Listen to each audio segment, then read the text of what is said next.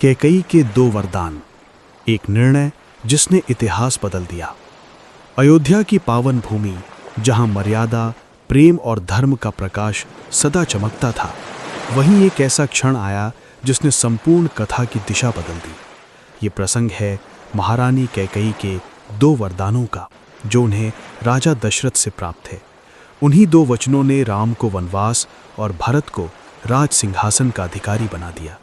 पर क्या ये केवल स्वार्थ था या नियति का गूढ़ खेल? आइए इस कथा को भावपूर्ण विस्तार से समझते हैं। कैकई का पराक्रम। कैकई केवल सुंदर और चतुर रानी ही नहीं थी, वे अत्यंत साहसी और युद्ध कुशल भी थी। एक बार देवताओं और असुरों के बीच भयंकर युद्ध छिड़ा। राजा दशरथ देवताओं की ओर से युद्ध में सम्मिलित हुए।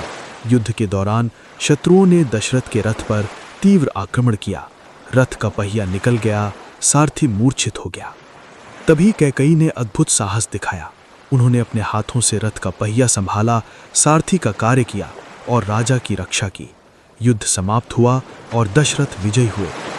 प्रसन्न होकर दशरथ ने कहा, प्रिय कैकई, तुमने आज मेरा प्राण बचाया है। मैं तुम्हें 2 वरदान देता हूं। जब चाहो जो चाहो मांग लेना। कैकई ने मुस्कुराकर कहा, स्वामी, समय आने पर मैं अपने वरदान मांग लूंगी। यही वे 2 वरदान थे जो बरसों बाद अयोध्या के भविष्य को बदलने वाले थे। अयोध्या में उत्सव का वातावरण। समय बीता, राम युवावस्था को प्राप्त हुए। वे गुण, शील, पराक्रम और विनम्रता में अद्वितीय थे। अयोध्यावासी उनसे अत्यंत प्रेम करते थे। दशरथ ने निश्चय किया कि वे राम को युवराज घोषित करेंगे। पूरे नगर में उत्सव का माहौल था। दीप जल रहे थे, मंगल गीत गाए जा रहे थे।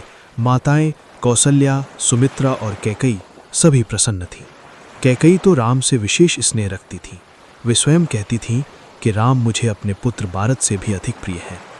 परंतु नियति को कुछ और ही मंजूर था। मंथरा का षड्यंत्र।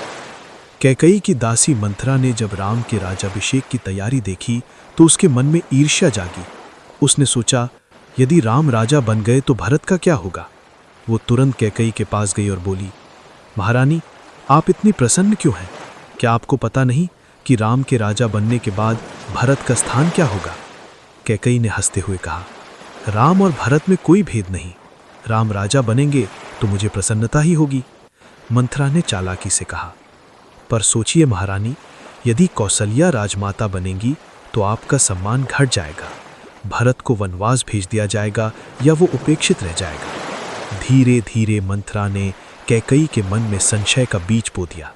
उसने उन्हें उन 2 वरदानों की याद दिलाई। कोप भवन की रात। मंथरा की बातों से कैकई का मन विचलित हो उठा। उन्होंने अपने आभूषण त्याग दिए और कोप भवन में जाकर बैठ गईं। जब दशरथ को यह ज्ञात हुआ, वे चिंतित होकर वहां पहुंचे। उन्होंने प्रेम पूर्वक पूछा, प्रिय, तुम्हें किसने दुख पहुंचाया? कहो, मैं उसका दंड दूंगा। कैकई बोली, क्या आप मुझे वो 2 वरदान देंगे जो आपने युद्ध में दिए थे? दशरथ ने बिना सोचे वचन दे दिया, मैं रघुकुल का राजा हूं, प्राण जाए पर वचन न जाए। तब कैकई ने कहा, पहला वरदान, भरत को अयोध्या का राजा बनाया जाए।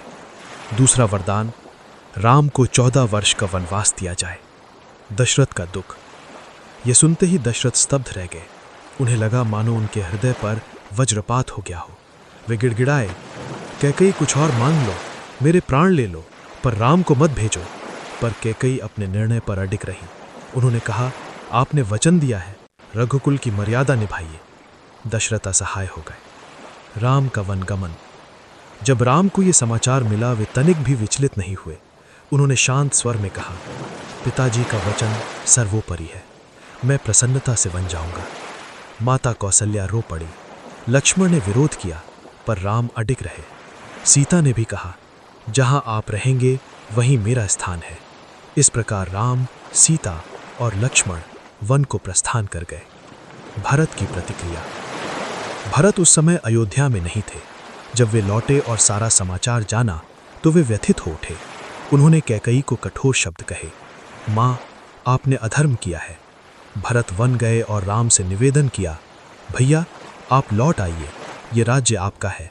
पर राम ने कहा, पिताजी का वचन पूर्ण होने तक मैं लौट नहीं सकता। तब भरत ने राम की खड़ाऊं लेकर सिंहासन पर रख दी और स्वयं तपस्वी की भांति जीवन व्यतीत किया। क्या कैकेयी दोषी थी? प्रथम दृष्टि में कैकेयी स्वार्थी प्रतीत होती है, परंतु कुछ विद्वानों का मत है कि ये सब ईश्वर की लीला थी। यदि राम वन नहीं जाते तो रावण वध कैसे होता, धर्म की स्थापना कैसे होती? कैकेयी ने जो किया वो क्षणिक मोह और मंथरा के प्रभाव में किया। बाद में उन्हें अपनी भूल का गहरा पश्चाताप हुआ।